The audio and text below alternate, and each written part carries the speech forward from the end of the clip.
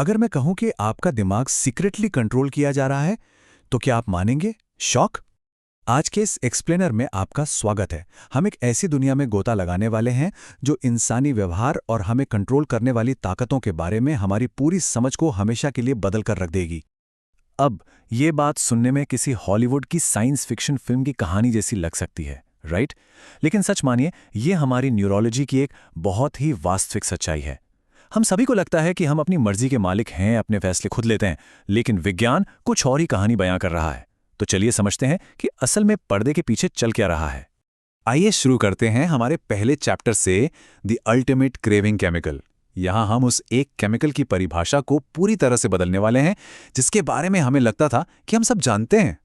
देखिए, सबसे बड़ी गलतफहमी यह है कि डोपामीन खुशी या हैप्पीनेस का केमिकल है। बिल्कुल नहीं। डोपामीन असल में किसी भी इनाम के मिलने से पहले की बेचैनी, एक लगातार चलने वाली चाहत या क्रेविंग पैदा करता है।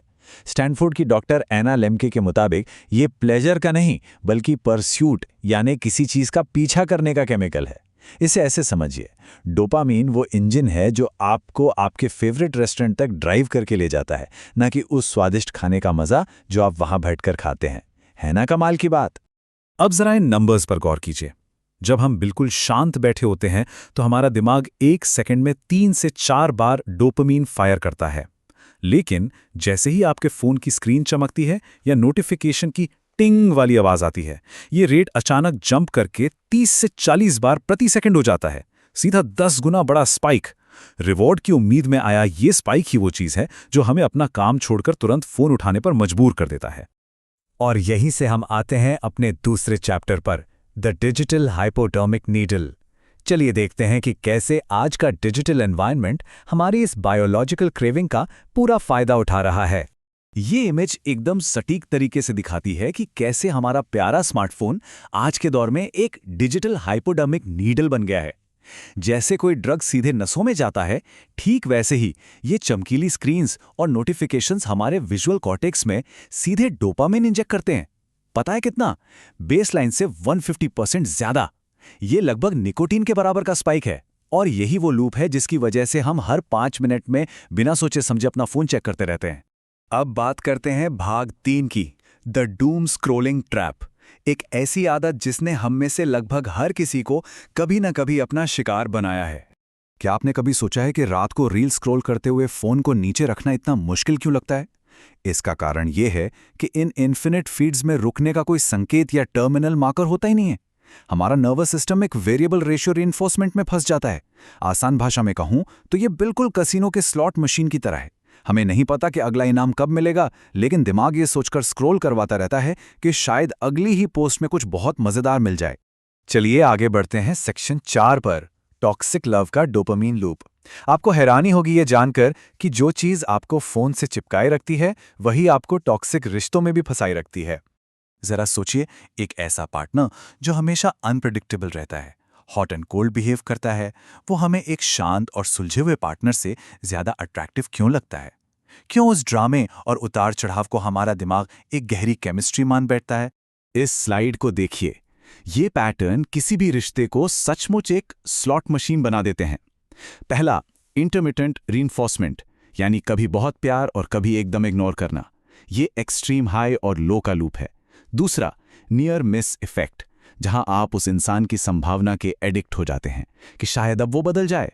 और तीसरा है इन्वेस्टमेंट एस्केलेशन। आपका दिमाग कहता है, मैंने इतना टाइम और इमोशन इन्वेस्ट किया है तो अब पीछे नहीं हट सकते। असल में आपका दिमाग उस व्यक्ति का नहीं, बल्कि उस अनप्रिडिक्टेबल पैटर्न का आदी हो चुका होता है। तो यहाँ सबसे बड़ा टेक अवे ये है कि हमारा दिमाग एक अनअवेलेबल पार्टनर से मिलने वाली हाई डोपामीन एंग्जाइटी और बेचैनी को सच्चा प्यार समझने की भूल कर बैठता है। और वहीं दूसरी तरफ एक हेल्दी और स्टेबल रिश्ते में जो शांति, ऑक्सीटोसिन और सेरोटोनिन मिलता है, उसे हमारा दिमाग गलती से बोरिंग मान लेता है, क्योंकि उसमें वो डोपामीन वाला स्पाइक जो नहीं होता। अब आते हैं अपने 5वें हिस्से पर, रिकवरी का विज्ञान। ये समझना बहुत जरूरी है कि ये सब न्यूरोलॉजी का खेल है, आपकी कोई पर्सनल कमजोरी नहीं। और यही समझ हमें इससे बाहर निकलने का रास्ता दिखाती है। ये टेबल साफ दिखाती है कि डिजिटल दुनिया हमारे मेंटल हेल्थ पर कितना भारी असर डाल रही है। ऑटोमेशन का डर हमें हर वक्त अलर्ट रहने पर मजबूर करता है। चीज़ों की बढ़ती रफ्तार से हम डिसीजन फटीग का शिकार हो रहे हैं, हमारा दिमाग थक रहा है। और ये एल्गोरिदम हमें ऐसा महसूस कराते हैं कि जैसे हमारा अपनी ही जिंदगी पर कोई कंट्रोल नहीं है। इसीलिए अपने दिमाग के इस रिवॉर्ड सिस्टम को रीसेट करना अब एक चॉइस नहीं बल्कि ज़रूरत बन गया है। तो इस लूप को तोड़ा कैसे जाए? ये 4 स्टेप्स काम आ सकते हैं। सबसे पहले उस डोपामिन सर्ज को रियल टाइम में पहचानें। दूसरी बात, किसी इंसान या ऐप पर फोकस करने के बजाय अपने खुद के ट्रिगर पैटर्न को नोटिस करें। फिर जानबूझकर अपना ध्यान हेल्दी और स्टेबल डोपामिन सोर्स की तरफ लगाएं।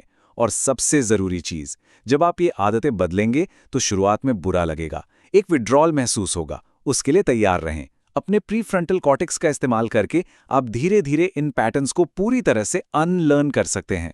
और अब हम आते हैं अपने आखिरी सेक्शन पर, डोपामिन गेम में मास्टरी।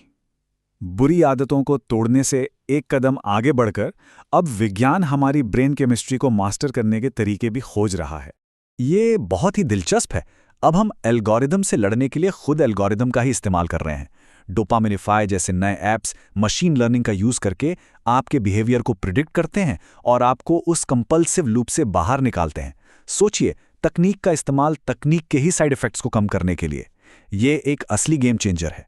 इस एक्सप्लेनर को खत्म करते हुए हम आपको इसी एक बहुत ही जरूरी और गहरे विचार के साथ छोड़ना चाहते हैं। ध्यान रखिए, डोपामीन एक टूल है, लेकिन अगर कंट्रोल खो दिया तो यही आपकी जिंदगी को कंट्रोल करने लगेगा। अपने दिमाग के पैटर्न्स को समझिए और अपनी जिंदगी का कंट्रोल वापस अपने हाथों में लीजिए। हमारे साथ जुड़ने के लिए बहुत बहुत शुक्रिया।